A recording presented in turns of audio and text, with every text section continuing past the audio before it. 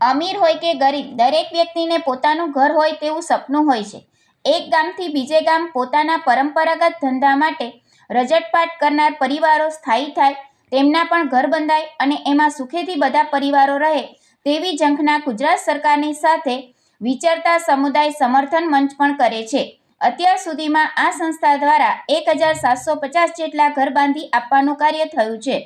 સુરેન્દ્રનગર જિલ્લાના લખતર તાલુકાના ભડવાણા ગામે પણ 6 પરિવારોને વગડામાંથી વહાલપની વસાહતમાં લઈ આવવાનું શુભ કાર્ય થયું છે. સરકાર અને વિચરતા સમુદાય સમર્થન મંચના પ્રયાસોથી નિર્માણ પામેલ ઘરમાં વગડો ખૂંદતા પરિવારોનો ગૃહ પ્રવેશ થયો હતો. ધારાસભ્ય પી.કે. પરમાર, સામાજિક અગ્રણી માધવીબેન શાહ, તૃપ્તિબેન શુકલ વગેરેની ઉપસ્થિતિમાં લોકાર્પણ કરી આ પરિવારોનો ગૃહ પ્રવેશ કરાવાયો હતો. વિચરતા સમુદાય સમર્થન મંચના સ્થાપક મિત્તલબેન પટેલ, જિલ્લા સંયોજક હર્ષદભાઈ વ્યાસ અને તેમની ટીમે સમગ્ર પ્રોજેક્ટને સફળ બનાવ્યો હતો.